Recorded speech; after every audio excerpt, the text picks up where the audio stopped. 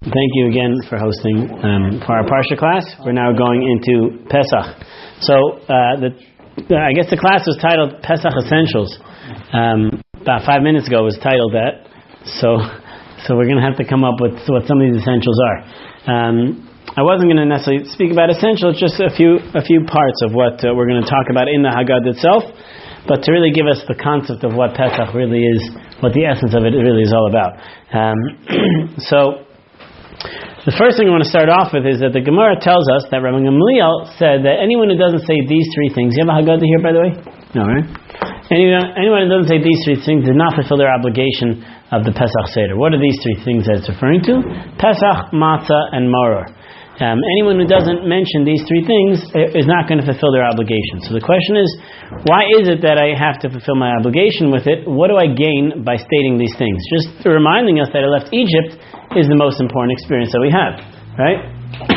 So we have to be able to understand that everything that we have at the Seder, and the truth is everything that we have at Pesach itself, is really somewhat metaphorical, but it's there to enable us to have a physical association, as we discussed last time, a physical association with the particular experience that we had gone through, which means that Pesach is an experiential concept, which means that in order to truly connect to these aspects of what the holiday is, we need something physical to really bring us there. Because we are physical human beings, therefore we need that. This is one of the comments that the Gemara says, that when the angels felt that they should get the Torah, so God went up and said, Moshe, go defend it. And Moshe explained certain commandments that are only applicable to the human being, that the angel, who is not a physical being, cannot actually fulfill. Which means in our lives, Torah is going to be, one aspect is the learning of it, the intellectual side. Another aspect is going to be the physical side of it, and how you live it, the halacha, how you walk through Torah. That's going to be the way that a person actually associates. Psychologically, we know that this concept is also true. To have physical things that we do, to associate ourselves with things, actually brings us a deeper connection to that event that we're experiencing. So we're going to look at this particular aspect of the Seder. So later on in the Seder, well, actually in the first part of the Seder, you have a concept of, the Gemara tells us that we have to look as if we were either slaves or that we were idol worshippers. Look at the negative side of something, and then look at the freedom of something. If you want to be able to experience what Passover is really all about, you have to experience what life was like prior to that. Which means if you really want to appreciate the things that you have, think about when you didn't have those things. When you didn't have those things and now you have it, now your life is a totally different experience. But if you grow up with a silver spoon in your mouth, and if you grow up with everything, you're not truly going to actually have that total appreciation. So therefore, to get to a Seder experience, you have to have mitchila. You have to have the first part of recognizing that either we were idol worshippers, and now we've brought ourselves to a higher level of observance and connection to Hashem. And this, to me, is one of the most moving parts of any Seder. If you have any Balei Tshuva, if you're a Baal Tshuva, or if you have any ger, any convert that's at the Seder, the reason why it's such a moving part is because they had their experiences where they didn't just grow up with everything there. Rather, you've experienced it for yourselves by sitting there like, hey, I was somewhat like this. I know what it was like to have no connection or a very limited connection. And now I have a greater connection. It's the most beautiful experience. So technically, we're all considered Balei Tshuva. We're all at that place. But for those that are Balei Tshuva or converts, for themselves, it's very important for them to realize, like, wow, I was there. I experienced a life that I was distant from Hashem, and now I experience a life that I'm actually closer. And that's a very, very important move that not everyone has that experience. Not everybody. And therefore, to be able to share that experience with other people is very profound. Which means, if you're at a Seder, you say, I want to share what life was like prior to that. And now I'm so thrilled that I have a different life experience, a life that's filled very differently in the way that I live my life. So it's a very powerful experience that anyone could have, especially for the Baal Tshuva, because they lived in it in a different way. So that's one aspect. One aspect is to really be able to express that, to connect to a part where we were distant, and now to a part that we're actually closer. So now we're going to this part of the Seder, which is right before you get to Shulchan Aruch, right before Hallel, and right before you get to the part of eating. So Rabbi Gamliel has said, let's see if I can move closer. Rabbi has said, Kol shelo amar shlosha dvarim elu b'Pesach. Anyone who does not say these three things b'Pesach, seemingly referring to any of the days, lo yatsa yidei chovaso, did not fulfill their obligation. And these are the three things: Pesach, Matzah, and Maror. Okay, if you didn't say these three things, you really didn't accomplish what your goal was in connecting to what the ultimate level of freedom is. Pesach. What is Pesach? Shahayu avosenu ochlim bezman shebeis hamikdash hayakayim. The Pesach, you know what Pesach is? Not the way we always understand it, simply that God jumped over our homes. That's what it comes from. Pesach, why? Because we ate a paschal sacrifice when the temple was around. Al Shema. Al Shumsha Pesach Kadosh Baruch Hu Al Bati Avosenu Mitzrayim. Right? Which means what? If you didn't say these three things, what is it? One, that I ate the paschal sacrifice. Why? Because Hashem jumped over. Because Hashem jumped over our homes. Shenemar, as the verse says, V'amartem Zavach Pesach, you shall say, this is a paschal sacrifice. Sacrifice for Pesach, for Hashem. Why? And the verse continues, because Hashem passed over the house of the Jewish people. Benagapo es Mitzrayim, when he struck the Egyptians, and he saved our homes. Vayikod ha'am vayishtachavu, and the people bowed down and prostrated themselves. So what is Pesach? When we say what is Pesach, Pesach is not just referring to the sacrifice itself, it's referring to the entire verse. It's referring to the expression. Let's look at that expression again. We eat, why, if you didn't say these three things, you didn't fulfill your obligation. One, the Pesach offering, the Paschal Lamb. What's the whole idea of the Paschal Lamb? Because we ate it during times of the temple. And why did we eat it then? Because Hashem jumped over the homes. And you're supposed to say, this is the Paschal offering. Because Hashem jumped over the homes, when he smote the Egyptians and he saved us, and the verse continues, Vayikod ha'am vayishtachavu, and the people bowed down and they prostrated themselves. Which means at that moment, when they're eating it, they're now bowing down to Hashem, that they see this ultimate revelation, that they see the divine presence there, and they're bowing down to Hashem. This is the experience they're actually going through. The obvious question is, when did this happen? When did they eat the Pesach offering? Anyone tell me? 14th. They ate it the night of the 14th. Well, we'll say the night... Thursday. Thursday. Well... No, that's was it. Thursday. It was Thursday. Thursday night. Thursday night, because they took it... to Shabbos. Compared it to Shabbos, right? Yeah. Right? Because to use their blood to make a mark on the door, that's what it's for? That's what they did with the blood, but then they ate it. Then they had to cook it, and they had to roast it, and they had to eat it. But basically they actually sacrificed them first of all to use their blood to make a mark on the door. But God says, put the blood, and then roast it, and then eat it. You're required to then eat it. It's one thing to just slaughter. It's another thing to eat the Egyptian god, right? And at that moment they didn't even know that it's not the kosher for them to eat, right? Well, they slaughtered it, so we don't know what I don't know how they slaughtered it. Because they found out that it is okay, fine, true, but they did wasn't given yet. Torah wasn't given yet to the masses, right? So, okay, fine, but they slaughtered. So when did God actually smite the Egyptians? Before the Paschal offering or after? After. Or at the same time? After, right? During. No, midnight. Actually, because the offering you have to eat before midnight. No. Moshe said about midnight, but God did it at midnight. Right. So when did it happen? He said after midnight. He said about midnight. When are you allowed to eat the korban Pesach until? Which means midnight. When are you supposed to finish the Afikomen? Until midnight. So we ate the Paschal offering, and then God smote. Then God went and killed all the Egyptians. Right? So one actually leads to the other. The killing of the Egyptians only comes after we actually go ahead and eat the Paschal sacrifice. So again, what happened over here? Why are we eating this Pesach? Because Hashem jumped over the homes of the Jewish people. Why? Because you're going to say, in the verse it says, you shall say this is a Passover offering, because God jumped over the homes of the Jewish people when He smote them, and He saved us. Which is really not really what happened. We ate the Paschal offering, and then because of that, God went and killed the Egyptians. So it wasn't the smearing on the doorpost that led him to do it. It was actually the eating of the Paschal sacrifice. The Medrash says something a little peculiar on that, as if that God says, you did your side, you did your job, now I'm doing mine. Right? You went and ate the physical deity of them, and therefore I go ahead and destroy them physically as well. It's as if there's a certain partnership. That's the amazing experience that we have with Pesach. That Pesach turns out to be some element of partnership that we have with God.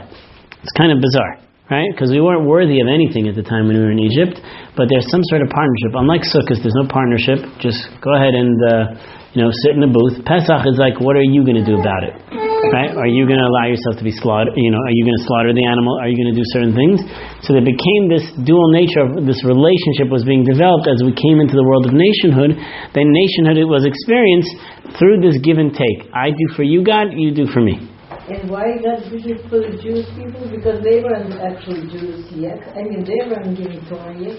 They were Jews, they just weren't given the Torah yet. Yeah, right. So why would that partnership be? Well, okay, so there are certain, I think, midrashim that say God had already told over in prophecy to Abraham that this is going to happen. Your children are going to have it.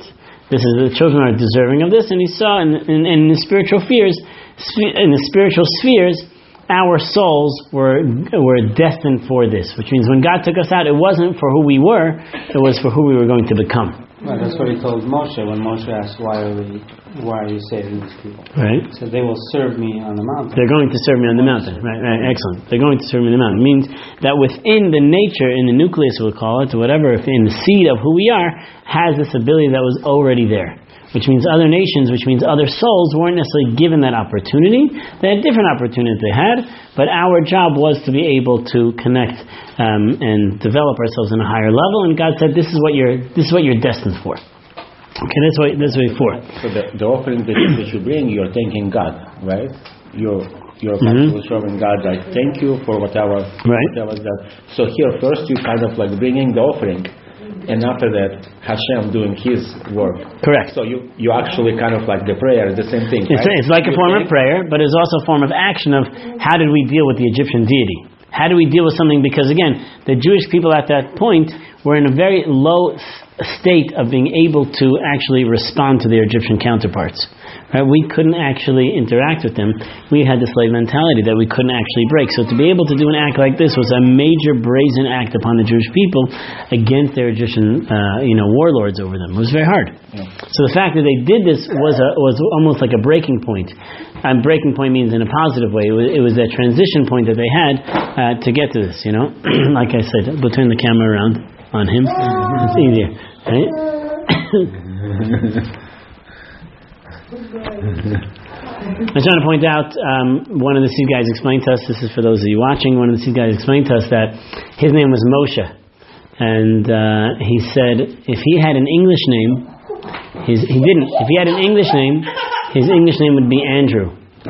That's what he would give his name, Andrew. Because what is Moshe?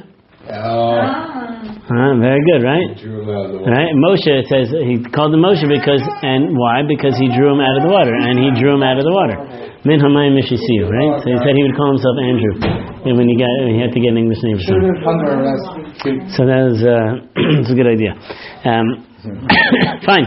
So what you're noticing over here when it comes to the Pesach offering is a little unique because the way we eat it now, or the way it was eaten in temple times, was we eat it because God jumped over our home. But the truth is, we ate it before God jumped over our home. So what Pesach, the sacrificial Pesach, is actually referencing what we did that initiated the plague of the firstborn. Okay?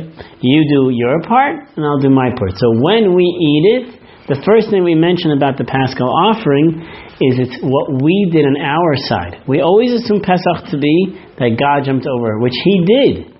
But when it comes to the actual sacrifice itself, it's what we actually did in order to enable that to happen. So the first stage is, when you look at Pesach, is that Pesach the actual Korban Pesach itself, although future generations it will be because God jumped over, but that jumping over didn't happen yet until we actually offered the Paschal sacrifice. So for part A of this idea is that we did something to initiate God jumping over. Okay, that's one. How we interact, how we put in that effort. So we're going to take that and we'll go to Matzah, and then we'll understand a little bit from the Or Gedal Yahu. So we'll go to Matzah. Matzah. Why do we eat matzah? So remember, if you don't say these three things, you lost it. Matzah zu. What is the matzah? Sha'anu ochlam al shuma. Why do we eat matzah? Al shum shelo hispik betzekim shel avosenu lahachmitz. Why? What we spoke about last week. The dough of our forefathers did not have time, or our fathers did not have time to become leavened before until God revealed Himself and took us out. So tell me what matzah is in layman's terms. Tell the audience, what is matzah in layman's terms? I'll read it again in English. Not raised bread. Oh, thank you. Why do we eat matzah? Unleavened bread, we'll call it. Why do we eat this unleavened bread? Because the dough of our fathers did not have time to become leavened before the King of Kings, the Holy One, blessed be, revealed Himself to them and redeemed them. Okay, why do we eat matzah? Bread of slaves. Bread of slaves. Didn't say that. Go ahead. Remembrance. Remembrance. So what? Remembering what? Before we were freed. Before we were freed. Doesn't say that. I thought it did. What did I read to you? The reason why we eat matzah, because our dough did not have enough time to rise until what happened? Suddenly, God reveals Himself and redeems us. Redeems us. Okay, which means what? We left in a hurry. We left in a hurry. That's the first. Let's read the verse. That explains it. We didn't really leave in a hurry. Like we had time. The next day we left later, right? We were expecting Him. Huh? He came before we were expecting Him. Okay? No, the bread weren't ready. It's like a similarity to people consciously weren't ready yet. It's kind of a... Good. They weren't ready, which means we weren't worthy yet. Exactly. Good. That's why they have to eat something which is not ready completely. Okay, excellent. They weren't ready. Beautiful idea, right? They ate something which was not in its fullest form of completion because we were not worthy. Okay, so now, Shenemar, what is the verse? They baked, I'll read it in Hebrew first. Vayofas habasek esherosim mitzrayim ugos matzos, and they baked the dough which they had brought out of Egypt into unleavened bread. Kilo chametz, because it had not fermented. It didn't have time to ferment. Ki garshim mitzrayim, because they were expelled from Egypt. V'lo yachulu l'smameh, and they didn't have time to wait. V'gam tzedel aslem, and they didn't prepare any provisions for the way. So why do we eat matzah? So number one, we're going to use the verse. The verse says they cooked the dough that they had brought out of Egypt. They baked the dough which they had brought out of Egypt into unleavened bread because they didn't have time for it to actually rise because they were kicked out. They weren't really that kicked out. Right? They left in the daytime. They were kicked out. They were left in the daytime. They left in the daytime. I think Pharaoh said, get out. And you know what they did? They go, sure, no problem. I'm leaving tomorrow. I'm not going to leave today. I'll leave tomorrow. And they left in the daytime. So he said get out. He wanted to drive them out. But the truth is they left in the daytime. They had to collect gold. Huh? They had to collect from Egypt. No, part of the reason is to show that we're not being expelled, but rather that we're going to go on our own time. Like guys in charge. get out. You have until tomorrow to get out. Hey, come on. It's, you know what I mean? It's not a hotel. They wanted to leave as fast. And if they're going to get out, and everyone's dying there, they're like, sure. I mean, like two suitcases. What can I take out of here? What can I bring? They tried $50 for the second one. So. Yeah, exactly. So what is Pharaoh saying? Pharaoh says get out, and they say, okay, we're going to get out, but we're going to get out on our own time. That's what actually happens. So here the verse says not that way. We're expelled. We're expunged from it. We couldn't actually wait. And by the way, we had no provisions. We weren't ready. They were already commanded to eat matzah from the day before. Anyway. Well, it says, Al matzah z'morom yochlu, you shall eat it. The verse says later on, I think it's in Devarim, that talks about the mitzvah of Pesach, that you have to eat matzah and maror.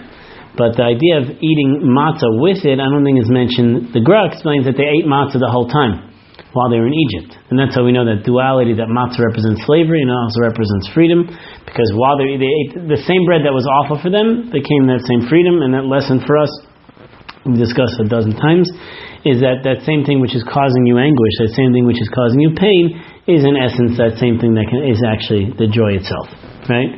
It's whether you call that spouses, or you call that children, or many other things that a person has, or exercise. The same thing that causes you pain is the same thing that actually, with proper focus, is actually joy as well. So that's the part of that duality of matzah, because they ate that same matzah in Egypt, but now they're okay eating that matzah because it changes, because now I'm free. As long as they know I'm free. But I don't think they were commanded at that moment. I might be missing something. At that moment to eat the matzah, I don't know if they were commanded. Here it says they didn't have time. Could be, maybe you're right. I don't remember. But here the verse says that they cooked the dough and they took it out. It's in Exodus, right? So this is part of the actual redemption.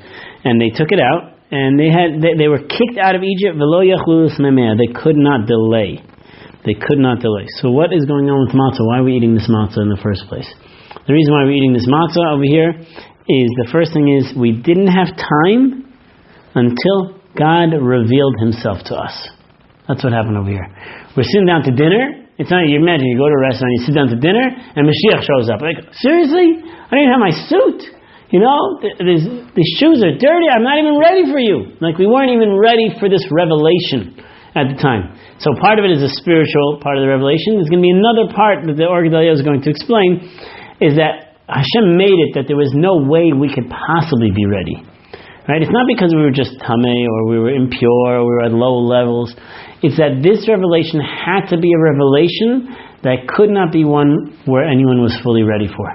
To experience something like this was not humanly possible to be quote unquote ready for. Okay? That's why we wear suits, not us. I mean, like you wearing a suit just in case. So you ready? Some say, yeah. There are some very, very special people in Europe that they would go to, when they went to bed at night, they would lay out their dress. I remember I don't remember from who it was about, but mothers of great rabbis, that when they would go to sleep at night, right before they'd go to sleep, they'd pull out a dress from their closet, lay it out on the chair, and this is their Mashiach dress. Because if Mashiach comes, I want to be able to jump into this dress and be ready as quickly as possible. So every single night they would have a special dress they set aside for that, just in case Mashiach would come. I do that, but I leave mine on the floor. It's called yesterday's clothing, right? Spends more time in the shoe. It's called the shoe inside out. will be transferred automatically, you know. Okay, so we looked at a few of these paragraphs to explain what's actually going on here. So now let's just take a look at the Or Gedalia to try to explain what this is about. We didn't get to the last phase, and the last phase is Maror, is the experience of Maror. So again, what our goal right now, when you go to Passover Seder, so again, for a lot of people, for the Pesach Seder, it's just like, let's go through the traditions, and then let's go eat, and then let's go leave. But obviously, there's a lot more there to be able to glean from this. So let's just understand that these three parts are an intricate part of our Seder. And again, to be thankful is a major part of the Seder. To be able to express thanks for the little things in life is so powerful, and it's so important that we have to do them. So the Or Gedalia explains over here that these three things, Pesach, Matzah, and Maror. Pesach, we said, is the Paschal sacrifice. Matzah is the matzah, and Maror is the bitter herb. So you ever notice here that when it comes to translating these things, the first and last need translation, the middle one don't need translation. Right? Everybody knows what matzah is. Nobody knows what Maror is. You have to say bitter herb. And when you say Pesach, they have to say Paschal lamb. Right? You ask a person what's matzah, they go, it's matzah. Right? Everybody knows it's matzah. Just pointing that out. You know, it became part of, it's like chutzpah. It became part of the English lexicon. Right? So the Or Gedalia says, understand when Rabbi Gamliel says, you got to say these things, he's telling you that by saying each one of these things, there is a revelation that God is opening up heaven at that moment, that you can connect to something much holier than you actually thought. And that's why by speaking it out and saying it, you're going to connect to something much deeper than you thought you had before. Do you have to say it, or what about listening? So that's the question itself. The Gemara says, so listening, Rav Yosef says that the mitzvah of Haggadah is to speak, right? So there's a general concept when it comes to speaking, and that is Shomea Ka'ona. Shomea Ka'ona means if I listen, it's as if I'm speaking, right? Which means that when, for example, you listen to the Megillah on Purim, the blessing that we say in the Megillah is Al Mikra Megillah, upon the reading of the Megillah. I'm not reading, he's reading. Not me, I'm just listening. The answer is that there's a concept in halakha called Shomea Ka'ona, the one who hears it as if they're actually saying it. So you could potentially have one person read and everyone else just listen, and this way you fulfill your obligation that way. But that only works if you know what's actually being said. If you don't speak the language, you know what's going on, then you need someone to translate that, and then you fulfill the obligation. So it has to be said. It has to be expressed, and it actually has to be said. So what does it actually mean over here? So the Or Gedalia presents the following.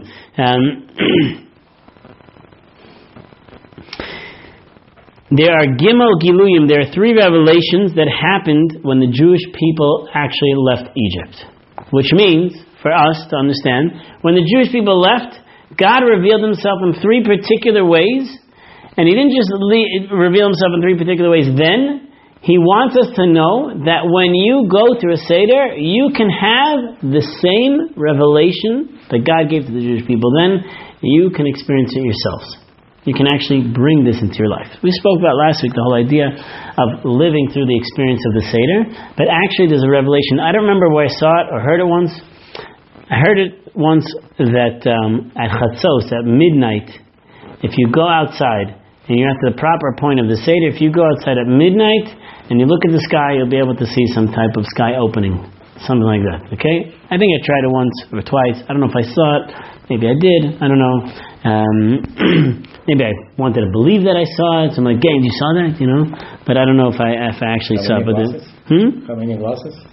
Whatever. The point is that, like at Chatzos, at midnight itself is the ultimate revelation, because at midnight is when the firstborns were killed, and at midnight was when the Jewish people now were totally different than everybody else. They saw themselves totally different than everybody else, and at this point, that's when as we saw in the verse, that's when they bowed down to God, because they saw their experience, and they saw them actually being saved, that we were now the chosen people. Okay? Which means... Even from Northridge? The sky is the sky. When holiness is in the sky, it's in the sky. And therefore it's there, right? Well, the truth is, last time I looked, I think it was in New York, so it might be different, it's holier. No, it's all the same, right? So he says, it's closer to Yerushalayim, but it's not closer to, So he says as follows, when the Jewish people left Egypt, there was Gilo Shechina Gedol, a great revelation that happened at that point, more than the Jewish people themselves could truly understand and truly experience, which meant their souls and their spiritual experience they were not capable of understanding what level they actually reached at that moment. They weren't capable. You ever have it for yourself? Let's say you go to a symphony.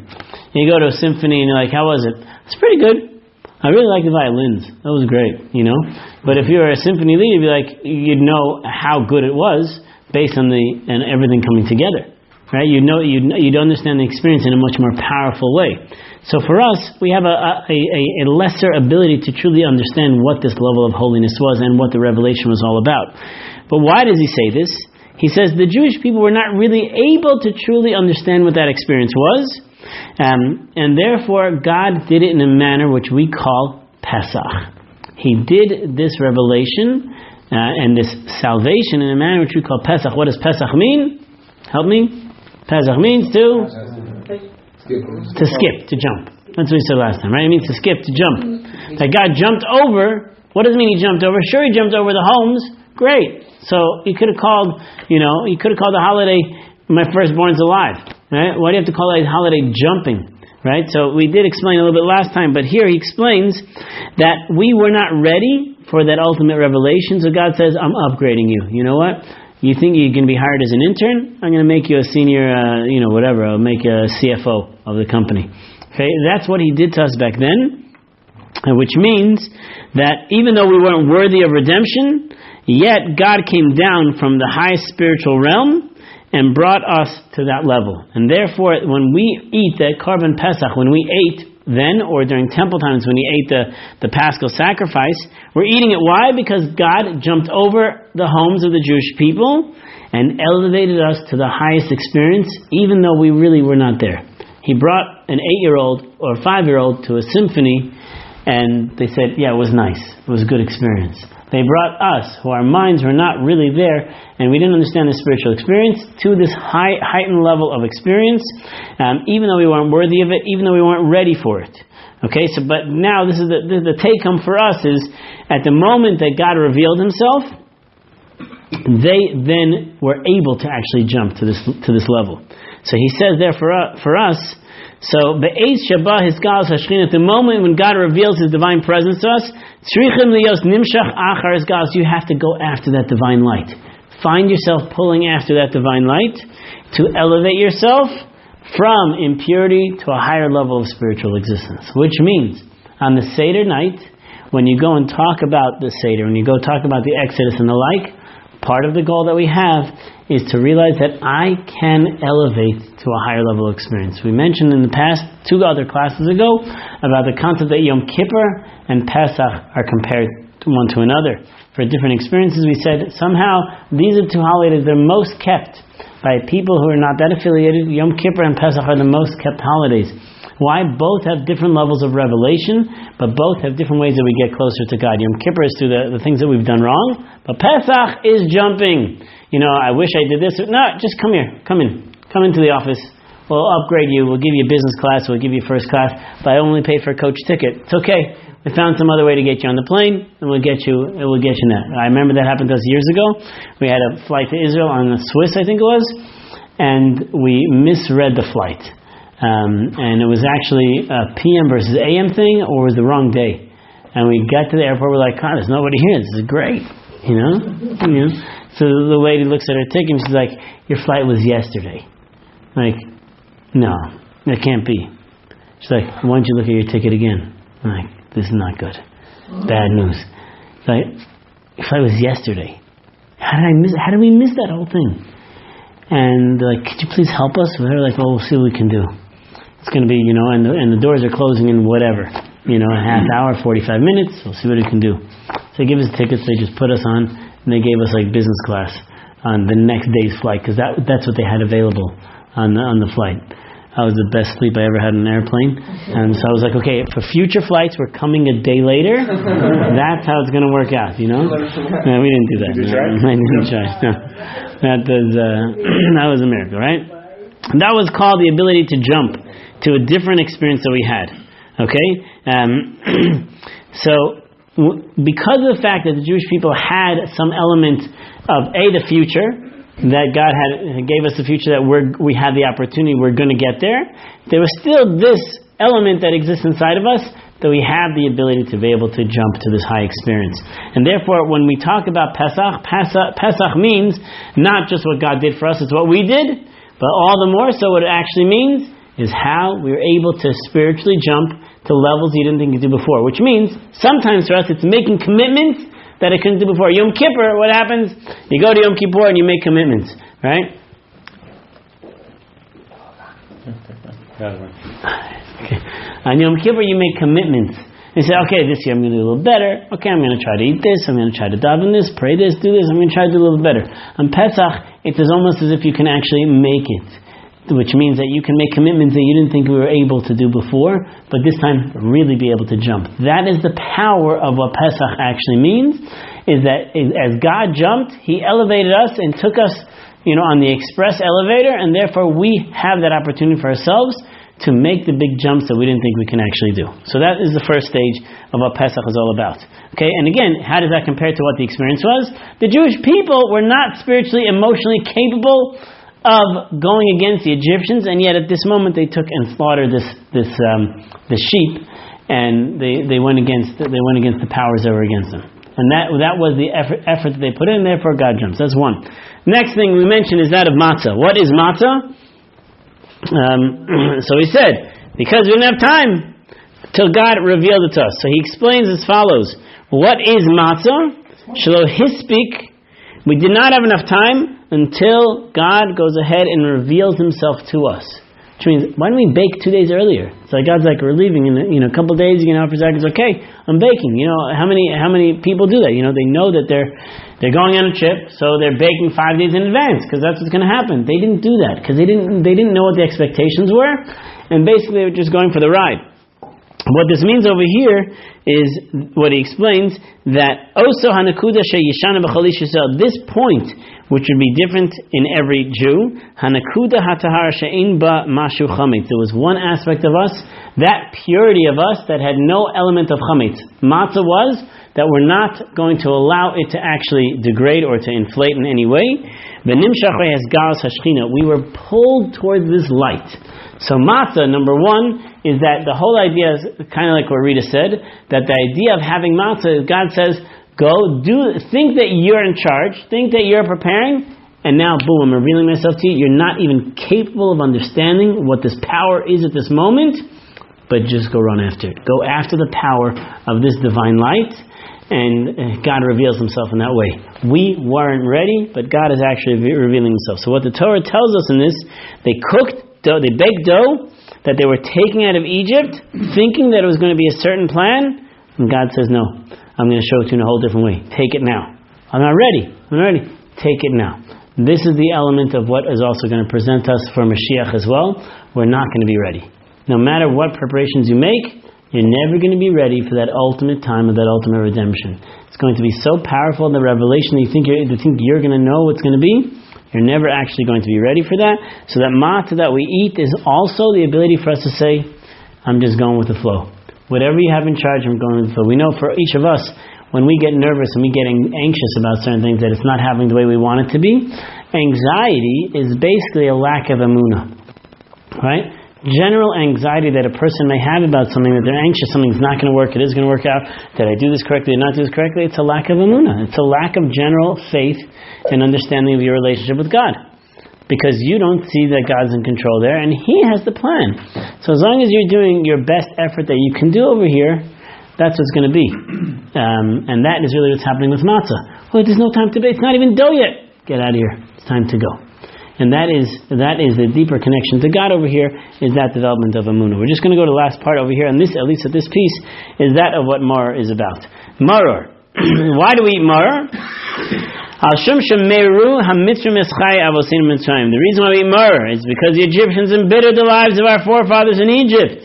As it says, they embittered their lives with hard labor, with mortar and bricks, and with all manner of labor in the field. Whatever service they made of them perform was hard labor. What is different between Matzah, Pesach, and Maror? Tell me. What's the obvious difference between Pesach and Matzah versus Maror?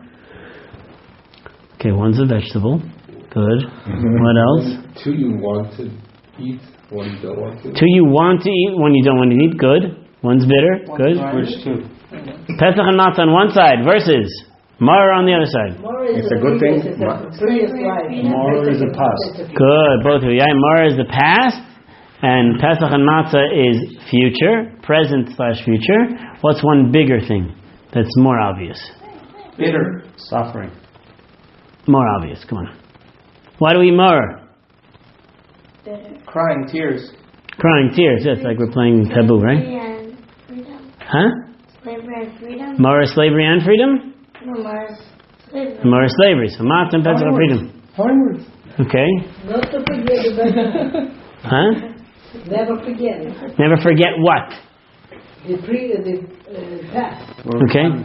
Let me ask you this question. Why do we eat matzah? Because we ate matzah. Why do we eat the korban Pesach? Because we ate the korban Pesach. Why do we eat Maror? We didn't eat Maror. Yeah. We didn't eat Maror. We didn't eat Maror. Why do we have Maror? Right? Because they embittered our lives. It's a play on words. Maror, Meriru. It's a play on words. Now the Egyptians embittered our lives while we were in Egypt. Shenemar, as the verse says, Vayimareru, from the word Maror, right? Vayimareru, and they embittered eschayim, their lives, Bavodah kasha, with hard labor, Bechomer uvilvenim, V'chol avodah basada, Iskal avodah sama asher adu v'lehem b'farach. All the things that did with hard labor. Why is Maror not something that we did? Why didn't we have it then? What do we know about pain? Real pain. In order to reveal happiness, you need to have pain. It's just the That's nice. Wow. The opposite. The way you grow. In order to understand that. Pain is the way you grow. Okay. So, like, if you see someone at their wedding day, you just like step on their foot. It's just like in order to appreciate something better, you have to. Okay, fine. But I want to know why there was no Maror eaten. Why was there nothing like that? And why don't we do anything that embitters us like that? So you can relive the experience. So we can relive the experience. So do something hard. Make bricks. Have someone push you down a set of stairs. You should have something bad. You want something good. No. I just want to know. Matzah we ate. Pesach we ate. Maror we didn't. Why not? Our life was bitter than this one. So why is there a metaphor used over here? I think it's a simple answer. Psychologically, you can't remember pain. You can't remember pain. You cannot. You cannot remember physical pain. You can. You can remember that you were in pain. You can't remember pain itself. Actually, people remember the happiness in the painful experience it in their lives. So you do remember. You remember that you had a painful experience. You remember you had a painful experience. It's how can a woman give birth a second time? She's going Give birth through a that, second but time. she still remembers. She remembers that she was in pain. I think psychologically she doesn't actually remember the actual pain itself. That's why today, now what do? When it comes to pain, you give numbers. What are you? 5, 7, 9, 1, 2? What's the pain like? Because you need to be able to articulate it. But if you're actually able to express it, you look it up after, can a person actually remember physical pain that they went through? They can remember the emotional side of the pain, but God is created in such a way that you can't actually remember the physical pain that you were in. Okay? So, therefore, when it comes to Maror, to be able to say that we had that pain, we can't. So we have to create something else to remind us of that pain. It's very difficult for us to get there. So we can only talk about bitterness. It was a bitter life that we had back then. It's not because of the experience we actually went to. So that really stands out from that. Now, during the times of the temple, when you had maror, it was you ate maror with the Pesach offering, which meant that you ate the Pesach offering, which was meaty, I guess. It wasn't sweet. It was, what do you call it, savory? Roasted. Is that what it is? Umami. Savory?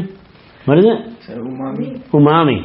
I don't even know what that is. I know it's a clothing store, but that's about it. Umami. Yeah, UMAMI, right? But I don't know what that actually means. That was OOOHMOMM. That's why I spelled it for you. Okay? So whatever, let's say the meat has a savory flavor, and then the maror has to have some bitter flavor, which kind of, you're taking bitterness, and then you're adding something to it, so that you realize that the bitterness has some other, perhaps it enhances it, like everyone has said before, that the bitterness is actually going to bring out certain flavors that you didn't have before. So I just want to point out that maror is that standout that we have, that it is not something we actually did, it's not something we actually ate, but it's an experience that we went through. So it's fascinating, that whole concept, that if you didn't say this part, you miss it. So just on the aspect of maror itself, so the Or Gedalia presents an idea. And he says, the reason why we eat maror, so the Sfas Emes explains, the name of his grandfather, Chidushei Arim,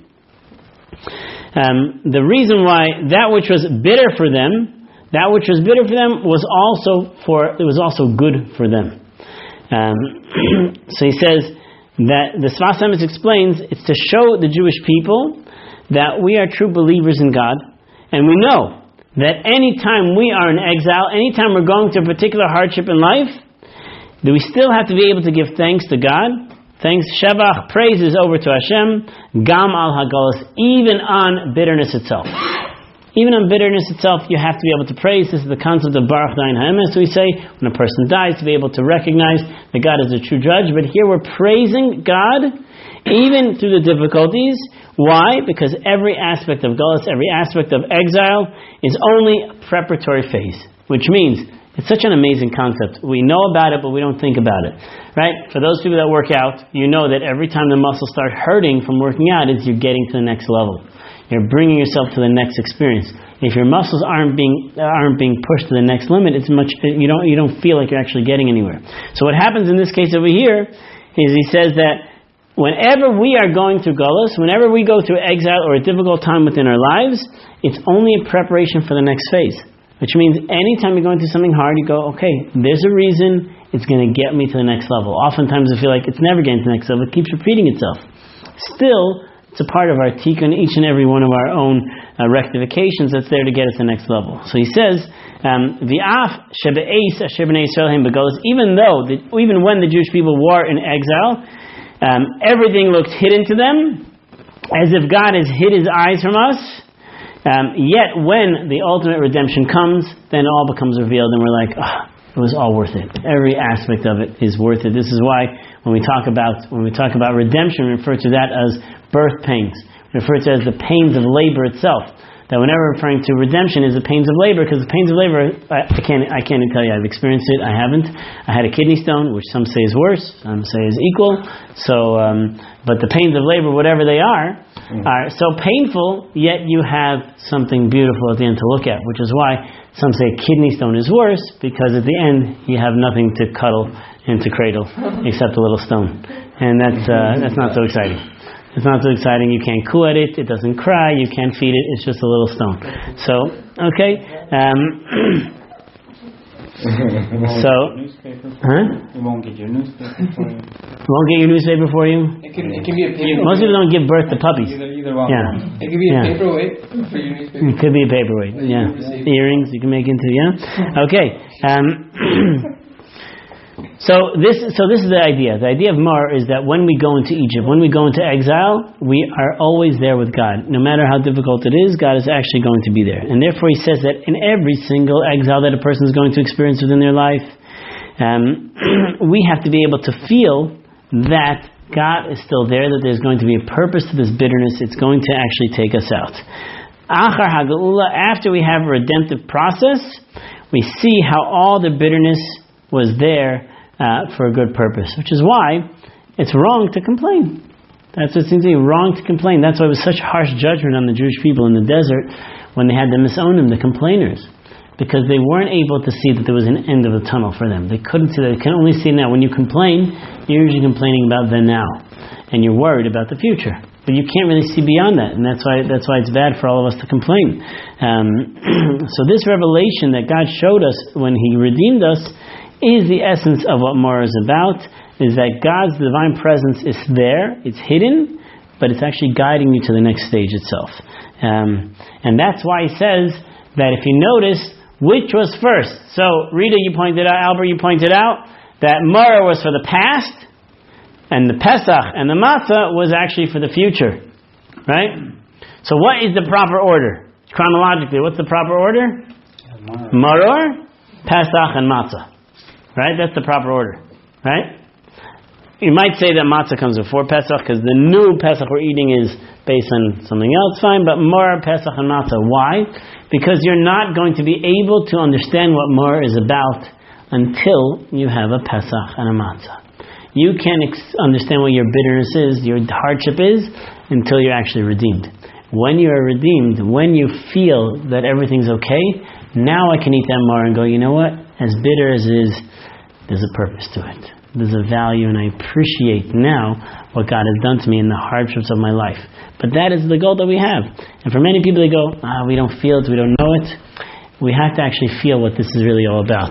And that's the only way you can really do it is when you have that experience at the end, that revelation at the end, that redemption at the end. That's when you're actually going to be able to do it. Okay, so that's the general idea we have on Pesach, Matzah, and Maror. Is 3 different aspects over here. So just to review that, and then I just want to mention one other part. To review that is that Pesach is basically what we did. It's happened before Chatzos, before midnight, and God jumps over us after. So it's the effort that we put in, but it also means that God brought us up higher levels than we can ever experience within ourselves, and therefore on the holiday of Pesach itself we have opportunities to really elevate ourselves to different levels and see ourselves in higher levels of spiritual holiness, which also means things that we didn't think we could physically, emotionally, mentally do before. You know what? I think I'm going to be able to do it. I will be able to do it. You actually take those steps. Matzah, we said, was really about the fact that something that just wasn't ready for us. We weren't ready. We weren't ready for that revelation, and God took us out to show that no matter what preparations you can do, it's all in the hands of God.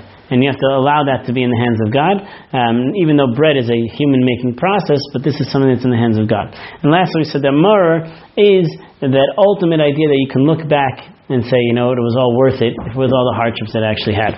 And very briefly, one last aspect, and that is, what is our job to do on the night of Pesach? What are we supposed to speak about? We're supposed to speak about? Pesach, Matzah. We said that already. Fine. What else? What's our job? Kol hamarbe l'saper b'yitzias Mitzrayim. Anyone who tells over l'saper, to tell over Yitzias Mitzrayim, to tell over the leaving of Egypt, the Exodus itself, that is where the person becomes enriched. What do I have to talk about? The leaving of Egypt. What is the most favorite part of people's telling over the story of Egypt? What's the most favorite part? Crossing the Red Sea? No, that's already good. Of this telling over the story, the people is the plagues. The plagues. Plagues. Of the telling of the Exodus itself, what is the most part that people love the most? The plagues itself. What are we supposed to talk about? How we left Egypt. Right? So on the simplest level, the plagues are all part of this whole Exodus that we have. No, the way we left Egypt was after all of the plagues itself. This is what the Maror explains over here. That we're supposed to mention all of that of leaving Egypt every single day, and specifically about what happened, specifically at the Seder itself. That even without the miracles, leaving Egypt is the foundation of our ultimate belief and devotion that we have with God. The Torah does not mention us to remind ourselves of the miracles, though in the Haggadah we will say it, but it's basically just about leaving itself. So, even though in our minds the miracles are what we should be celebrating, the Torah doesn't actually have that view. The Torah's view is how you actually left. To be able, and we'll say that later in the Haggadah, right before you get to Hallel, to be able to discuss the ability to break out of a state of slavery and now be devoted to God. That is the essence of what it's all about. Not the coolest miracles that happened, but to be able to change your mental, emotional, physical state of being slaves to somebody else and now breaking that and being able to be devoted to God. That is what Emunah at the end of the day really is. The ultimate level of Emunah, we discuss about the idea of bitachon, of putting our faith in Hashem, but that faith that you're putting in God really is translates into, I'm no longer bound by this person's laws or this person's ideals. I am now bound by the ideals of God and how God wants me to lead my life. That is what our ultimate goal is. That's where the transition happens within our minds and within our lives. And that's why we see everybody, let's say here, or anyone who comes to a Seder has that opportunity, that experience, that they say, you know what, there's something more powerful in the world than just simply the regular day-to-day things that I'm doing. That's when that shift happens. That shift is what we're really supposed to talk about. So it's the personal level that you feel that I'm shifting from someone else's power to the power of God, and this is that ultimate revelation that we have at the Seder. So we're going to stop over here for tonight. Miracles are inconsequential.